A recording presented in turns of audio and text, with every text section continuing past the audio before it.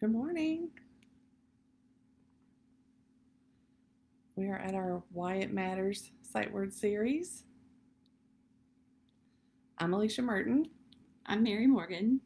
and we want to talk to you today about sight words hmm and why they matter. And the reason we want to talk about sight words is again because we have clients that we deliver personalized literacy instruction to, and this is a big issue for kids and lots of questions from their parents and caregivers. So, Mary, what is a sight word? Well, I actually had to clarify that for myself. It can be confusing because you hear about sight words and you hear about high frequency words, you hear about irregular words. There are a lot of different titles and terms, but it's really pretty simple. A sight word is a word that you know automatically. You know it right away, and you really can't help but read it because it is impressed, I guess is a layman's term, into your brain. So when you see it, you automatically read it. And that is important. We know why it matters. Is for automaticity in reading and recognizing print and also writing. So, if you can write fluently and quickly those known words, then you're able to have that space in your brain to compose and to create that meaning. So to go back to a couple of terms I just threw out there, a high frequency word. High frequency words are words that occur over and over again in written language and also spoken language, but we're talking about readers and writers right now. So we'll think about the written language, and there are lists that have compiled those words by how frequently they occur in written language.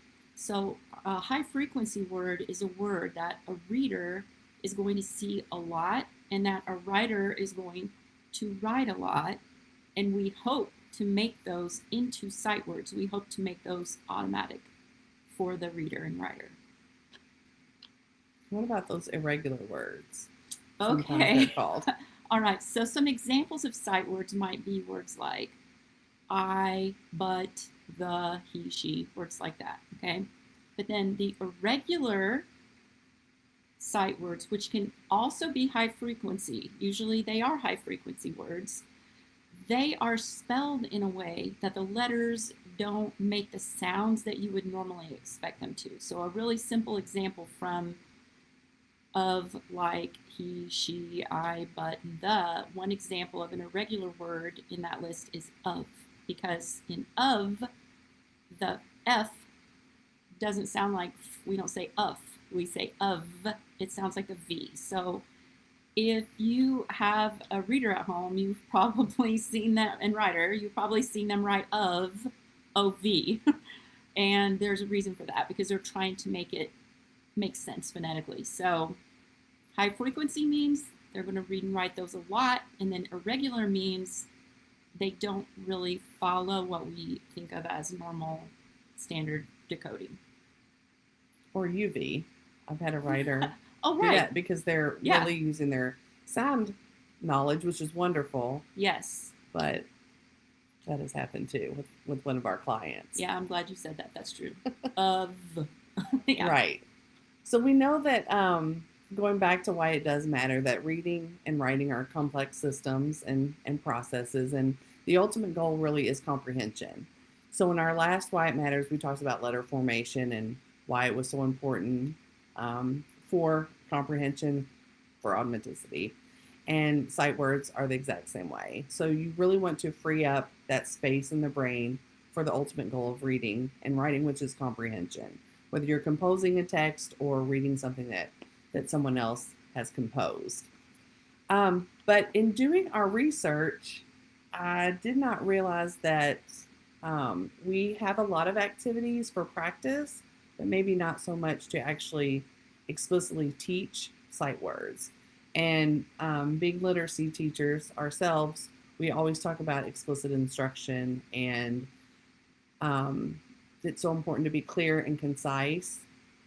And so, what have we kind of working with readers. We work with beginning readers, more advanced readers, but they typically have some of the same issues with sight words, but then depending on where they are in their reading continuum, a little bit slight needs. So that's our job to kind of be responsive, and we wanted to share some of the findings that we've had, because we've had some challenges in trying to say, okay, we have a lot of practice activities, but maybe not so explicit strategies to share. So looking at the different readers, what did you kind of find?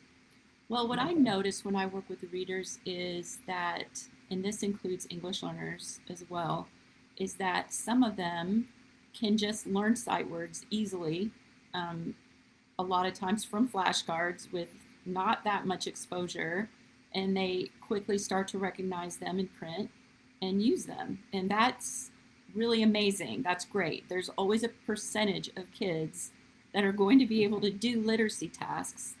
I actually saw a breakdown of this just recently. It's a really small percentage. They basically are going to do it no matter what, what we do. So there are kids who are going to do that. But then there are also kids who work to memorize those sight words, and they might be pretty good at memorizing them, almost like you think of an old fashioned spelling test where they memorize the words on the list. But then when it comes time to read them in a text or write them, they haven't made that connection, so they aren't using, they're misspelling them. And so a lot of times teachers will think, why, I just taught you that and you just spelled it. Another thing that you might find, and it's important to remember, this can happen along any age of a reader. I was reading something the other day where the researcher said it's about the phase the kid is in and not the age. So that's really important, especially for our kids who are gaining literacy as they're, beyond the primary grades. So for advanced readers, you might find that they can read the words pretty easily, but they really struggle to write them, or some might even still struggle to read what we would consider to be high frequency words, especially those irregular words. They've not yet become sight words. So we've seen all those things. Did I leave anything out? I'm thinking about some of the clients that we see that they can read 100 words. They're like, I can read all 200 words off the Fry list or the Dolch sight word list, and then they see them in the context of a book, let's say, and it's like they've never seen that word before because it's in a different setting, and it's in the context of a sentence. I think that's pretty common. And in that case, typical. The comment, well, I taught you that word, is actually a fallacy because, like you always say, Alicia, if they're not using it, they don't own it. And if they don't own it, then we didn't teach it. So we taught something, but we didn't teach them to that independence level. So what's the typical way that I'm going to say we because I've been cringing while I'm reading this research because I'm thinking, oh my goodness, I'm guilty of this. All of us, I think, who work with readers are guilty of some of these misconceptions. But now that I know better, I'm determined to do better, and I actually have been, and I've been seeing great results. So typical teaching of sight words, like Alicia says, there's a reason people don't really know how to do it, because there's not a lot out there. There hasn't been to show you how to do it, right, Alicia? That's what you were saying when you were researching. So what have we been doing? Well, we a lot of times introduce a word, and then we say it. We have the kids say it, and we put it on a flashcard, and we keep showing it to the student, hoping that, exposure, because the word comes up so much in language, that the exposure and the repetition of the exposure and the look of the word, in other words, the visual look of the word, is going to help them be able to read it. Sometimes we've even had we've drawn an outline around certain sight words. Do you remember doing that, Alicia? And then hoping that the shape of the word is going to help also cue the reader into being able to read it. And like I said, sometimes that helps kids, but there's a big group of kids out there who are not retaining and using their sight words that way. Right. And the whole goal is for them to be fluent and automatic. And the word wall too. A lot of times we'll put those words under a letter on a word wall, and they don't always go there and use that. Or if they look at the word wall, I've seen this so much when I go into classrooms to work with kids. They see it on the word wall, but that doesn't help them remember what it is. So have you seen that too? Yeah, they can't read it, so therefore they can't find it. Yeah, or if they So find they're it, writing down different words. they say, that's it right there. And I say, well, how do you say it? And they still don't know, even if it's a word they're looking for. So how do we feel about memorization? You kind of touched on that already.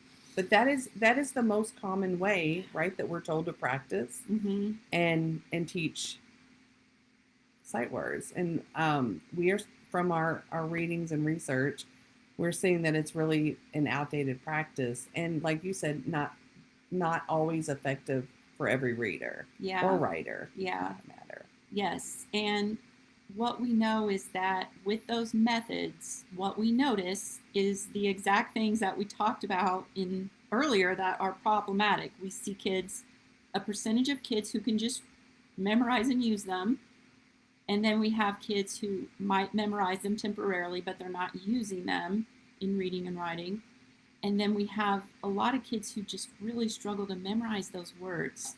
So that type of strategy where the word is taught as a whole visual is only going to work with a certain amount of students. So we need some more ideas. We need some more strategies. Or they can write pieces of the word, mm-hmm.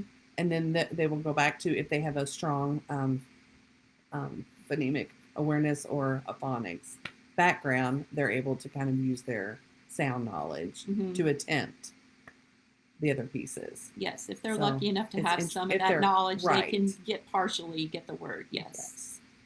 So how do we kind of respond to the clients that we work with? We've had some questions about where to start, and we know that in school, we both work in schools still, and the two most common lists are the Dolch sight word list and the Frye sight word list. And if you're not familiar, Dolch is made up of about 220 words that do not include nouns. You may have heard them called the Dolch 100. And the Frye list is about 1,000 words, and they are grouped in segments of 100 words. So you kind of build up. It's like the first 100 that's typically, I'm going to say typically for kindergarten grade level, and then they move to the next set of batch of 200, and then the next set of 300. And those are typically grouped by the frequency, the Frye list. And then Dolch is usually categorized maybe alphabetically or by grade level. So as Mary was saying earlier, sight words are not always acquired at a specific time or grade level based. A reader's development, as we all know, if you have a reader in your home, is acquired within their time, not maybe a school year time frame. So where do you start with these lists, and which one do you choose? We use certain assessments when we work with clients, and we've noticed that those assessments utilize the Dolch list, but there are benefits to both. And I think the important thing, we're going to talk a little bit more about some of the research that we have acquired and learned, that there are certain words that early readers need and when to teach those. And that was new learning for me, especially because, like I said, I found a lot of ways to practice sight words, but not ways to explicitly teach them, and to know which words to teach and to categorize those words, which was new learning for me. I was always just taught, here's a list, maybe 5 to 10 words at a time. If the child is younger and they're having a hard time acquiring words, 3 to 5 words at a time, which makes sense to me. But in this article, A New Model for Teaching High Frequency Words, it's by Linda Farrell, Michael Hunter, and Hina Osniga. I hope I pronounced that correctly. They talk about teaching decodable high frequency words in your phonics lesson. So if you are not someone who really knows about phonics instruction or is not utilizing that in your classroom, then your students or readers may not be acquiring those sight words as quickly or as easily um, as you may want them to. So they talked about words like but, him, yes. Those are kind of decodable words that you can just integrate into your phonics instruction. They had mentioned the Dolch and the Fry words and kind of categorizing those words into words that are decodable and words that are not, that you really do need to know by sight. And something that was interesting, they talked about early readers really need to know those letter names prior to learning they call them the 10 to 15 pre-reading words, which I had not heard of those words mentioned before in that way. Those words are the, a, I, to, was, and, for, you, is, and of. And they kind of talked about how some of those words are visually similar. So it was caused confusion. So maybe the to and the of, they both have O's, 2-letter words, and they should be taught apart. So the to is taught sooner than the of. I think that was the last word, number 10. And then a word like I or a are different, and they usually know those as letters. So they kind of talked about these sight words should be taught after the letter names are secure, but before you begin your official phonics instruction. So that to me was wow. I thought, okay, I work with classroom teachers. I work with I was a kindergarten teacher, and that would have been helpful information for me. And to just think about, I know how important phonics is. We teach phonics to our clients, and to have that information, I cannot wait to share this. Yeah, it really underlines the fact that when you're teaching reading and writing, you never stop learning. No. Because there are always new things that are being learned about how our brain reads and how it writes, what it does. So there's always something new. I'm going to go ahead and send everybody a link to that article that you just mentioned. And we will have it on our website. Yes, it will be on as our well. website. And they also they talked about why the letter names are important is because if they have not learned the letter names yet, then they're going to struggle with words that begin with that letter, which completely makes sense. And that fits with the stages of reading which a reader falls into. I also wanted you to mention about the Fry and Dolch list. How could somebody find those lists if they needed to? Okay, so they're all over the internet. So if you just put in Dolch sight word list or Fry sight word list, they are everywhere. Or if you just ask your child's school or your child's teacher, they can get you a copy. And we'll put a link to both of those lists on our website for you as well. Mm-hmm. We'll share those. Yeah, and we have a tab on our website called Why It Matters, and the categories for we only have 2 so far, the letter formation and then the sight words. So all of those resources will be linked on our website for you too. The one from last week, letter formation, is already available, and we'll have this one ready by the end of the day. So we'll have that for you. So now what about some strategies that we have found during our... All right. Well, we have found some strategies that we have used with kids of all ages. And I mean, I've used them with kids from kindergarten all the way to middle school age. And I know Alicia has gone across a range of ages too. So we're going to tell you a few strategies, and then we're going to highlight one during this Facebook Live, and then we will let you know about a resource that you can get if you want to know more, if you're trying to help someone to master those sight words. So the first strategy is one that's become really popular recently. It's a 4-step strategy, and it does require the reader to look into the word instead of just thinking about that shape in memorizing it, and it also uses multisensory instruction, which is really important for a lot of kids. I would say more kids benefit from it than don't. What do you think? Is that going too Yes. far? I really think that from what I do. All right, so with the 4-step sight word process, you're going to write the word on a board and then show it to the kids. You have them say it with you, and you erase some letters and have them tell you which letter you erased, which is a really good strategy because it forces them to look at every letter. You also use magnetic letters to build the word and mix it up and build it again. And then you have the kids write the word on some surface that's different from the board or the paper that they're used to, and then they write it. So we do have some videos that can help you know more about that, and we'll let you know about that at the end. Another strategy that you may be familiar with is the strategy of arm tapping. And that's just where you kind of say the word and have the student spell it as they go down their arm and then come back.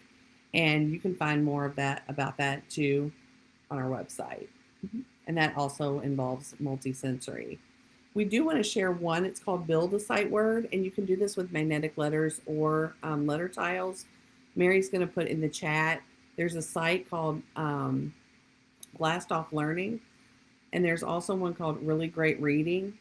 And it's simply where you just take the letter tiles and have the child build the word letter by letter. And then immediately after they've built the word, they read it, either using the cursor or their finger. And it's important that they do it from left to right because that's the directionality that we read.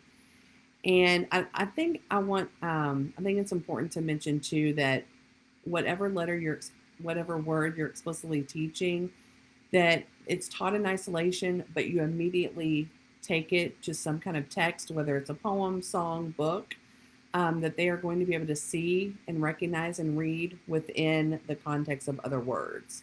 They need to see it outside, but then I think that immediate connection, it helps with the comprehension and then kind of helps them retain that word within the context of reading, which is ultimately what they're going to do. Or if they're writing, you could use the same thing. So if you notice that you are, your reader's having trouble writing a word that they're trying to spell, you could take it out, use one of these strategies to teach it, and then put it right back in the writing.